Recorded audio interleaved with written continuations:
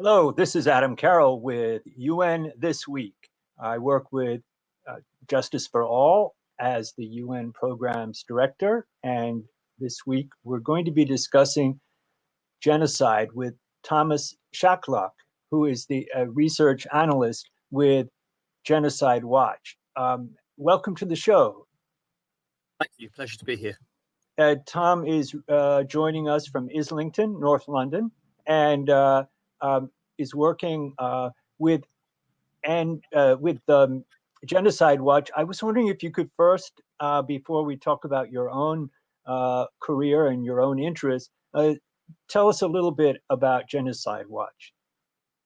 So Genocide Watch seeks to report on, analyze genocides going on in the world, and I'll come to what we mean by genocide as well, because we have a very broad concept of that.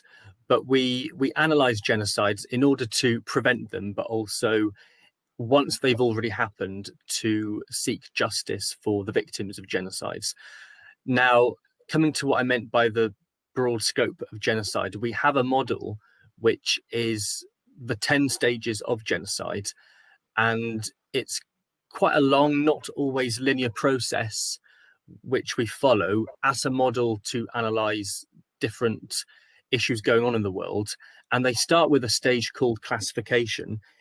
It often goes through other stages such as discrimination, polarization, dehumanization, and it can eventually get to persecution and extermination, which is what people normally do understand as genocide. Often when we talk about genocide, we only really think of it as the extermination stage, but we have a much broader understanding of what that means.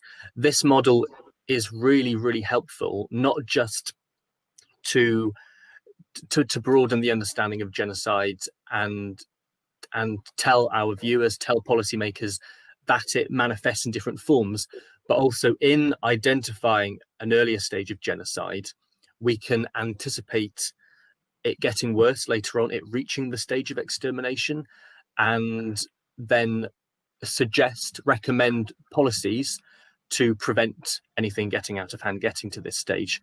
So we have this model. Yeah, the model, well, the concept of genocide, of course, was created, defined in the 1940s by Raphael Lemkin and others, but there are more than one version of what constitutes genocide. So, and of course, one can get hung up on those details and evade, having any proper response because of these semantic differences. But so I was wondering, as far as the definition of genocide, you are expanding it to include these different benchmarks, these different aspects. But how would you define it? How would I define it?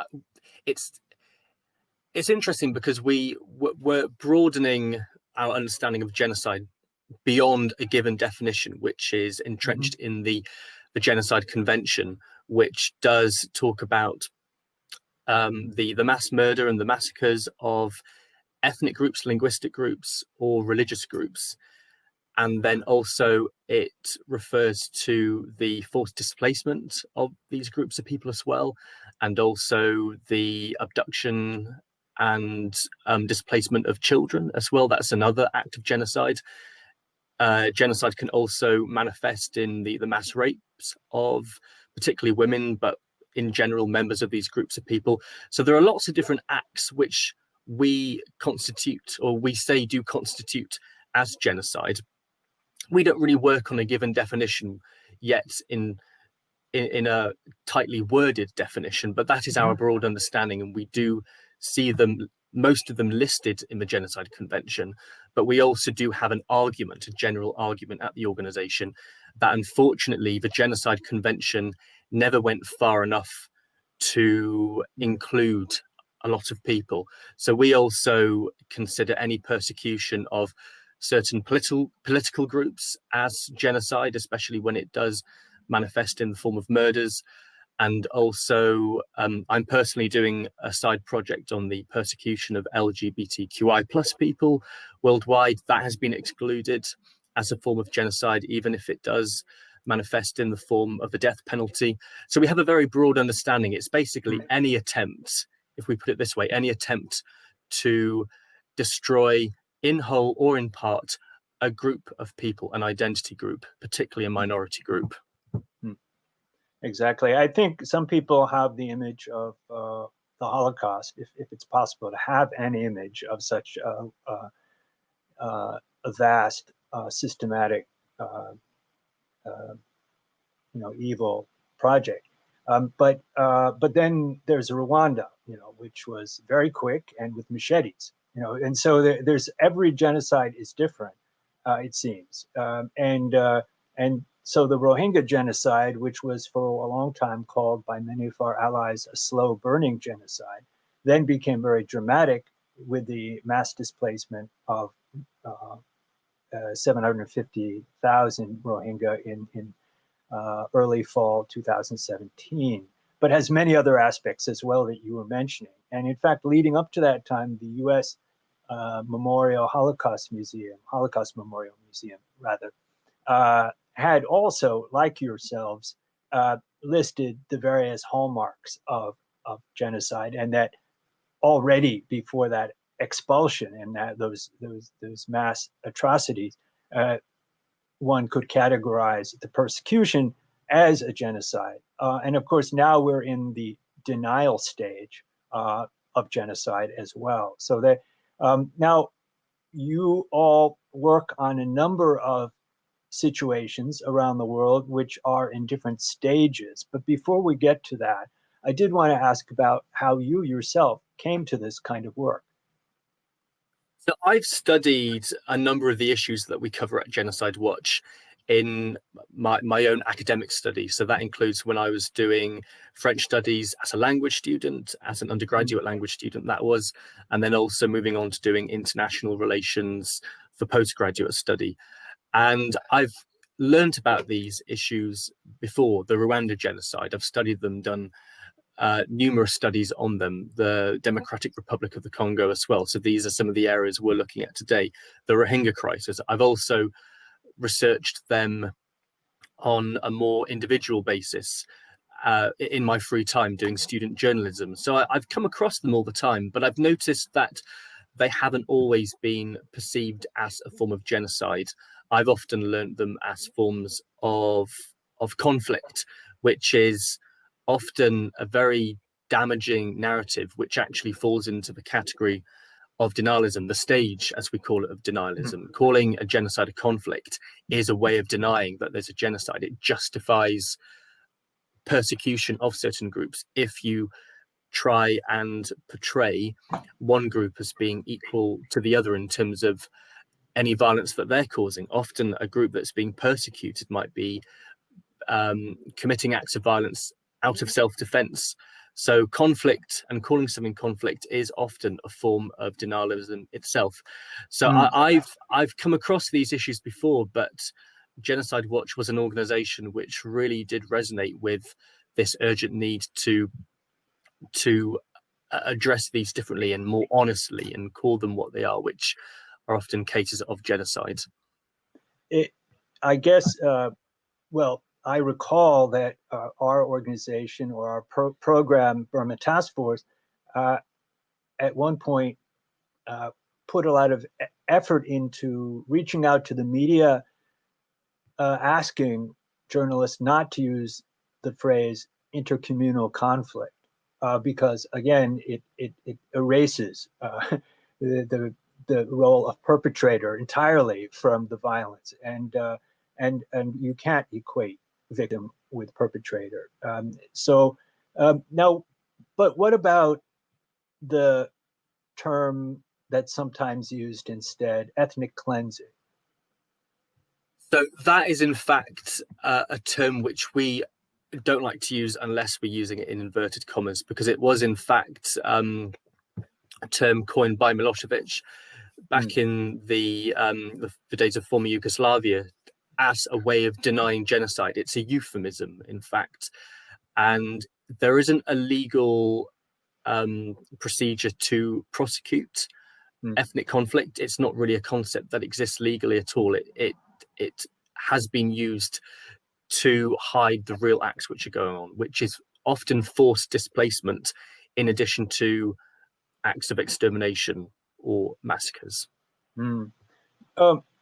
Just thinking really briefly of the various situations that Genocide Watch is monitoring.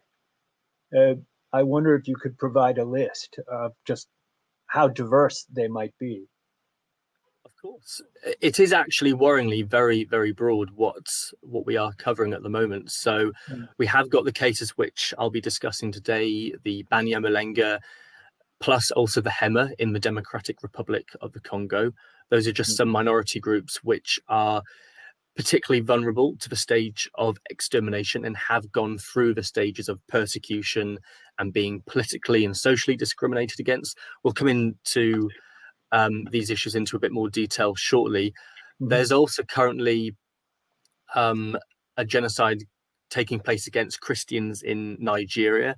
That's often another issue that's framed as a conflict between Christians and mainly Muslim Fulani herders in Nigeria, but it is actually more a matter of Fulani extremists targeting Christians, which is interesting because the Fulani are also in other countries persecuted minorities. So in Central African Republic, which is a country that I can also talk about today, that's one of my assigned countries, the Fulani and the wider Muslim population are the persecuted population by the Christian majority of the south of the country. The Muslims of the north of Central African Republic have been persecuted, plus the Fulani, as almost like a minority within the Muslim minority, have been persecuted even by other Muslims. So the Fulani are both a persecuted group, but also, in the case of Nigeria, they, or at least extremists from that group, have been perpetrating a slow genocide against Christians in the middle belt of Nigeria. So I can extend the list if you want, but it goes to show how there are lots of these other issues which people might be aware of as a form of conflict, but we need to battle against that narrative because it is a false narrative, unfortunately. Looking back, I mean, there's Cambodia, there's Bangladesh, which not everyone, is aware that their civil war is framed by many Bangladeshis as a genocide. There's Indonesia. There's Belgian Congo, right? So is this the same where Leopold massacred so many people? Was that, does that qualify?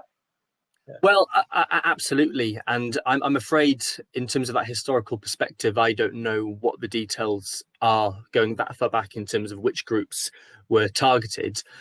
But that you could say is irrelevant. The Belgians and more broadly colonial rulers in whichever respective country they colonized were guilty of different forms of genocides of the people that they colonized, regardless of which ethnic groups they targeted. Of course, now the repercussions of that are the ethnic divisions that they created back then have escalated these newer forms of genocide, which had really been started in the colonial era, given our 10 stages model, where the stages of classification and discrimination, political discrimination, already set the precedent for those other later stages to eventually take place. So yes, to answer that question, you can call these acts, these crimes from the colonial era, crimes of genocide. Well, the colonial era has still echoes in the present, obviously, and not to make it an excuse, which we also hear, but Algeria and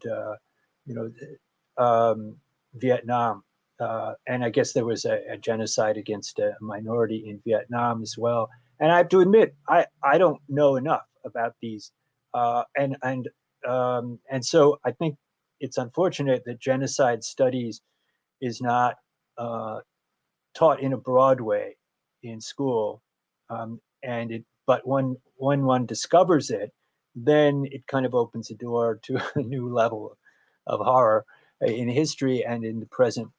So as far as the treatment of the Uyghur now, we have a program that focuses on the Uyghur. I believe you all do as well. Obviously, the oppression is systematic and vast. What would you say using the framework of genocide? Well, it certainly is going fast, but it's also been an ongoing problem for a long time anyway, if we think about how they've been dehumanized, for example. So that's what we call stage 4 dehumanization of the targeted minority group, or at least most of the time it's a minority group, and in this case it certainly is. So they've been dehumanized by being portrayed as terrorists that the Chinese government need to clamp down on and re-educate. That is, of course, a euphemism. So even though the recent developments have developed very rapidly, the genocide was already being prepared in previous years, in previous decades. So Yes, I we would meant to say vast, not fast. Oh, sorry. Yes. Sorry. Yeah. my bad. Yeah. And the scale, yes, it's really horrific. But how about India? I mean, again, another of our programs focuses on Kashmir, but also Muslim minorities in India, other minorities as well. Would you see genocide as being a useful framework for understanding that situation?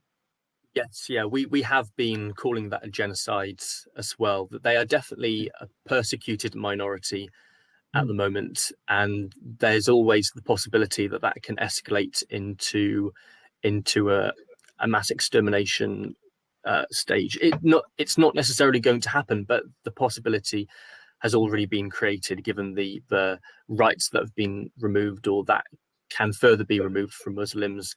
They have also had their life conditions completely destroyed in parts, economically, and that can also be called an act of genocide as well. And there have been moments of violence where people have lost their lives. So yeah, we are calling it a genocide for these different reasons. And again, that's battling against the misconception that genocide is only what we saw in the Holocaust or in Rwanda, where it's this episode of mass murder, this single episode of mass murder. There are lots of bursts of violence that have been going on in India for a long time, and the current nationalist government, the Hindu nationalist government under Modi, is only exacerbating that and making it much easier. Yep. Well, we have a viewer writing, thanks, please help Rohingya Muslims stop genocide. And yes, that brings us to speaking both about the Rohingya and also a group that probably many viewers have not heard about. And maybe we could go to the website and take a look again at this group. How would you pronounce this again? So they're called the Banyamulenga. In South Kivu, and they're mainly based at the moment in a place called Minembwe. But when I say that they're placed there, they are actually more or less trapped there, that they've been surrounded by the groups which are targeting them, groups which consider themselves to be the indigenous people, citizens of the Democratic Republic of the Congo. And maybe we could see the map for a moment. So the Congo is right in the middle of the continent of Africa. That much I know, but not much else. But it's been in a state of, I hesitate, but conflict, for many years, very fragile. So, okay, here it's next to Burundi. Maybe you could say something about Congo. Yes, absolutely. I think it's interesting how you touched upon the fact that the Congo in general has been in a state of conflict for many years now, and that is absolutely true. And I think one of the problems that has caused this genocide to go unrecognized is that because there are so many different local level conflicts that are taking place in the Congo, it's almost difficult for people to recognize when a particular group is being targeted. It's easier to just look at this, the way it's portrayed in the media, as just being a very inherently violent place, which is not the case at all. The factors of this violence, if we use that word as a nice broad term, the factors of the violence are very, very familiar when it comes to the stages of dehumanization, hate speech in the media, ideas about indigeneity and who is indigenous to this country and who is not. That's particularly the case with the Banyamalenga, and then also the Banya Rwanda in general, not to the same extent as the Banyamalenga, but those are Rwandaphone, so Rwandan Congolese citizens or people who are of Rwandan descent. But the Banyamalenga are particularly, yep. I imagine the borders. Oh, I'm echoing. The borders are drawn by colonial powers, probably, or by other governments. And of course, there's movement of peoples. And I guess a lot of people, not sure which groups, but fled Rwanda during that genocide and fled into maybe both Burundi and Congo. So movements of peoples have to be recognized, and yet here we see them being called invaders, whether they grew up there or not. So that does resonate. It sounds like the Rohingya who grew up in Rakhine State and maybe for generations lived there, but are still being depicted as somehow foreign and, of course, not welcome. So this form of demonization, otherization, seems to be a pattern. Who in the Congo leadership, government, or even media is leading this anti Banya? What is it? But Banyamalenga. Thank you. It's okay. Yeah, who is leading this xenophobic response? It's quite complex, and it's quite difficult to pin down a particular leader of this hatred. It's more a matter at the moment, as things currently stand, that you got the Bafuliro, Babemba, and Banyindu ethnic groups, which are ethnic groups based around this area in Minembwe and South Kivu, who are the at least armed groups representing these groups, are targeting the Banyamalenga citizens, and they do believe that the Banyamalenga are not Congolese, even though there is plenty of historical evidence to suggest that they have lived, or not just to suggest, that show, that confirm that they have lived in the Congo since before the colonial era. So that is where most of the xenophobia and the hatred lie. But there are certain politicians, there are reports that well-known politician Martin Fayulu, I believe he's called, have exasperated this hate speech and suggested that the Banyamalenga or Rwandaphones are part of an invasion of the Congo. So you have got some politicians that are spreading these messages, but it's actually a very, very complex picture. It's not just a simple, at least from where I am with my own research, as it is in the case of the Rohingya, where you've got Buddhist extremists who are very directly inciting the hatred of the Rohingya. And then you have I'm trying to remember the name of the group. I think it's the 969 group in Myanmar who, yes, yeah, you've got groups like that where they've been using Facebook as well. It's much more widely reported, at least now, in Myanmar than it is in the Congo, that you can really, really allocate and identify who are the leaders in the hate speech. But it's a very complex picture. But you've got a general feeling among local ethnic groups that the Banyamalenga and Rwandaphones in general do not belong to the Congo, even though the Banyamalenga have been there for centuries. So with the Banyamalenga, do we have a similar situation with military targeting civilians as we have in Rakhine State? Not on the same organized scale. You have, though, now got cases of Burundian rebels, or at least some reports of Burundian rebels supporting the Mai Mai groups. Now, the Mai Mai groups are the name of armed groups that represent different so-called indigenous ethnic groups in the Congo. So that's a useful term to remember. The Mai Mai groups representing the what they identify as indigenous groups. Yes, they are indigenous, but so are the Banyamalenga anyway. Oh, are you losing me? We're getting a bit of maybe bit of a lag, pigeon. Yes, flew through the. Okay, try again. Okay. Yes. So, of course, all these ethnic groups are indigenous to the Congo, but so are the Banyamalenga, which is why I say the so-called indigenous groups of the Congo. So the Mai Mai represent these groups. Burundian rebels have been reported to support the Mai Mai groups as well. And then there are also reports of members of the Congolese National Army also supporting Mai Mai groups, not out of an organized military campaign in the same way as the military have been acting in Myanmar, but because of the corruption and the lack of economic security and the struggles that a lot of Congolese soldiers face themselves, it ends up becoming much more appealing for some to support Mai Mai groups as opposed to protect the vulnerable groups such as the Banyamalenga.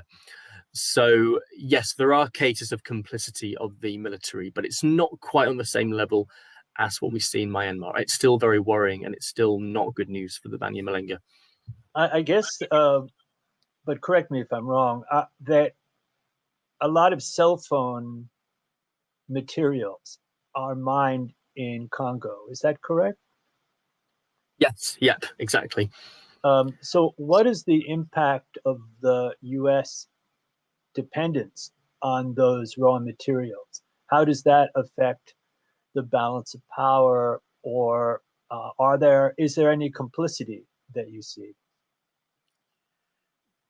I would say that, first of all, with this particular area, because the Congo is a very, very complex area, and there are so many dynamics to the different conflicts and levels of violence that go on. It's not an area that I can give a very detailed and confident answer, but I can say that, yes, you have got the issue of conflict minerals, which are still coming from this part of the Democratic Republic of the Congo. And so long as it's not being addressed, that's fueling the incentives for a lot of the conflict and violence that's going on in the country anyway. What I would say about it, though, is that while the issue of conflict minerals, according to other reports and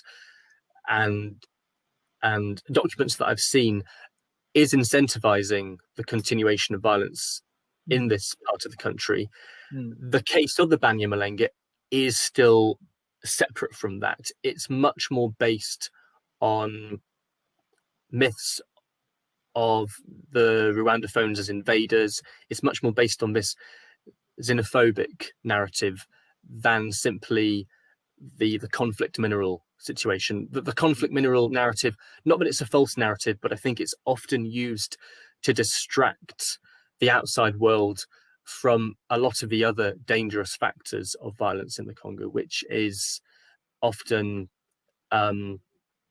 genocidal intent. It's a different issue, but they combine a lot. We just had a greeting from Bosnia, and thinking of the genocide there, the U.S. and European media and some governments tried to avoid becoming involved for quite some time. And of course, one read that it was an age-old animosity between communities rather than looking about how it was manufactured and promoted by certain leaders. And so if we do that to Europeans, and if Europeans did it to their own neighbors until they couldn't anymore, then it seems all too easy given racism, to ignore these mass atrocities and these genocides in Africa and elsewhere, frankly.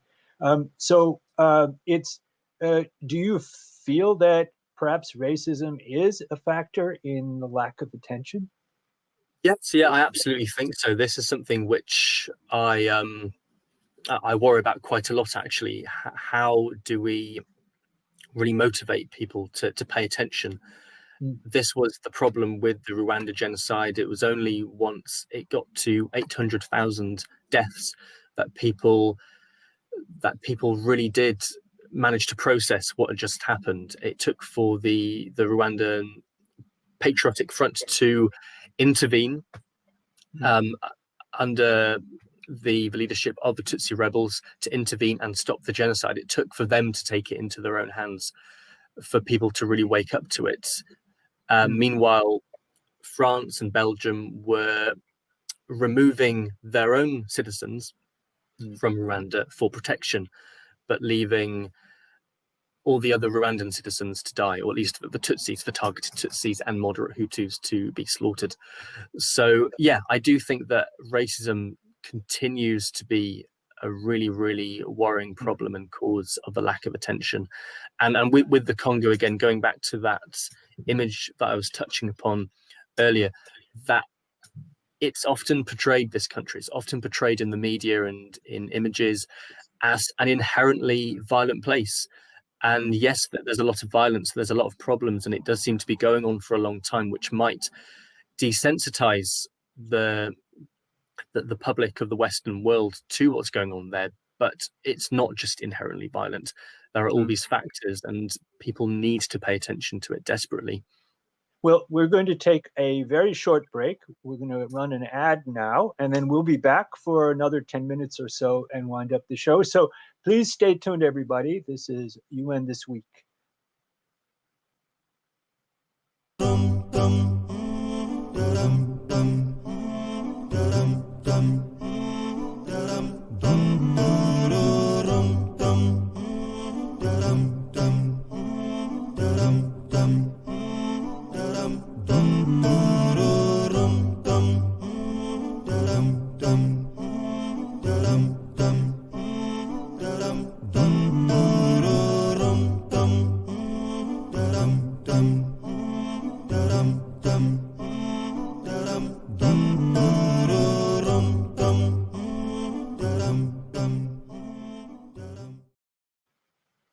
And this is Adam Carroll with Thomas Shacklock of Genocide Watch. That ad, just as a reminder, to buy tickets, to register, join this Saturday to support Sound Vision. That is our partner NGO working on a whole range of projects. And they're great stuff, and they deserve to continue. Anyway, we were discussing genocide, and specifically among the Banyamulenge in the Congo. And just a couple of questions.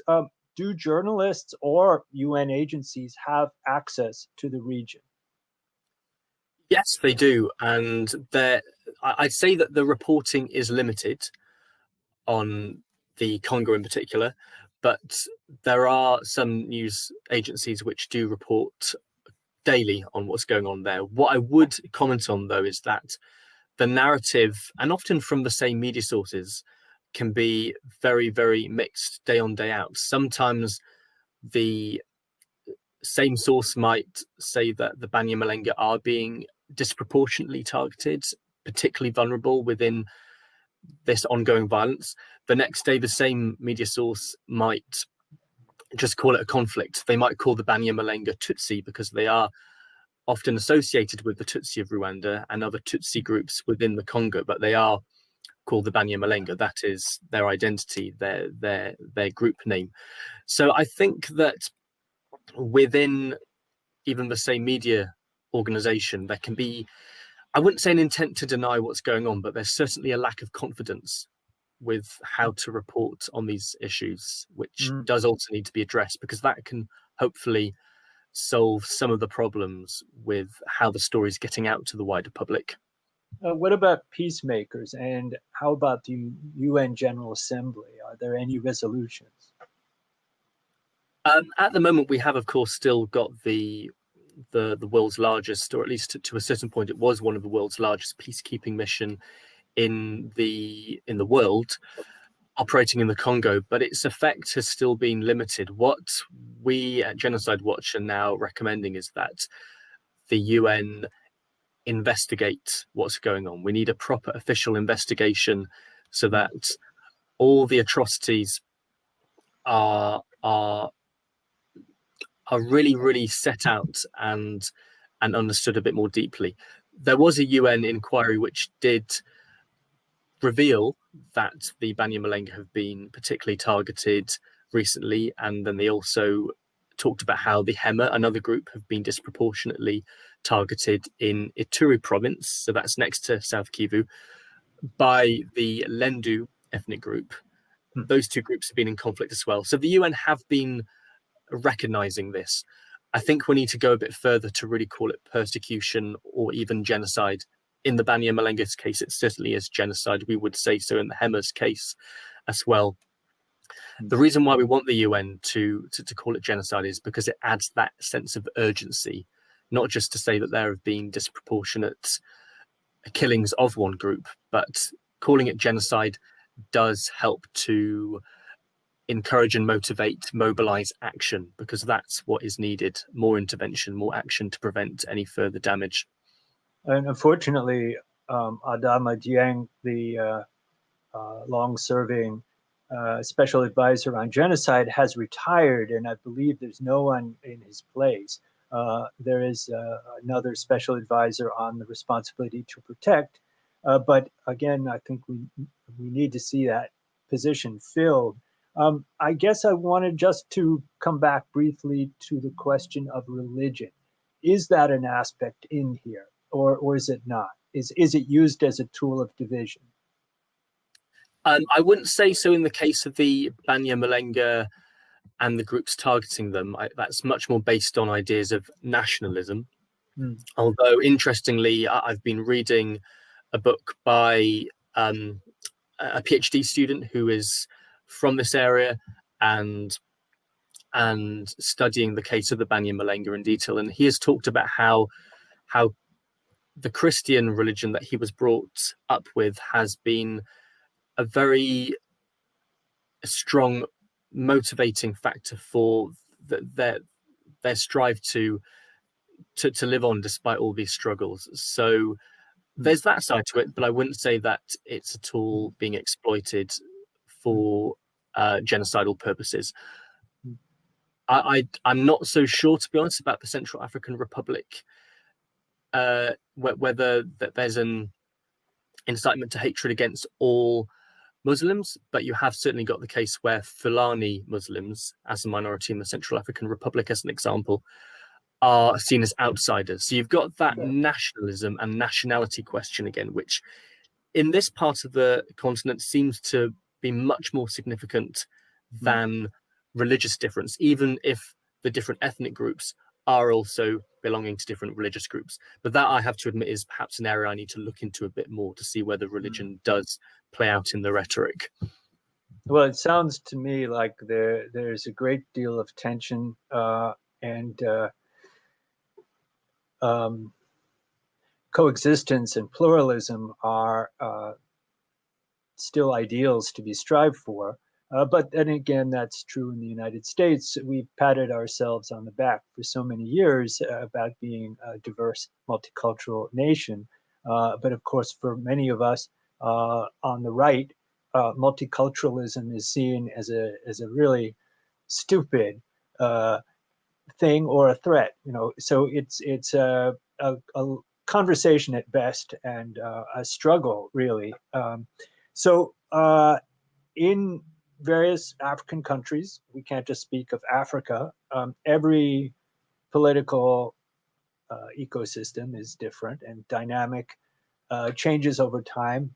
How about, though, this minority group in the diaspora? Does it exist in Europe? Does it exist in the United States? Yes, and the Banyamalenga do have a an advocacy group based in the US called the I believe it's called the Mahoro Group, and they we are liaising with them at the moment to make sure that they get as much support as possible to push their message to the UN and the US government to call for better protection of the Banyamalenga. So the diaspora very much is vocal on this issue, but there are also tensions across the Congolese diaspora when it comes to this issue. Do Rwandan genocide survivors groups ever show solidarity? Is that a possible line of work?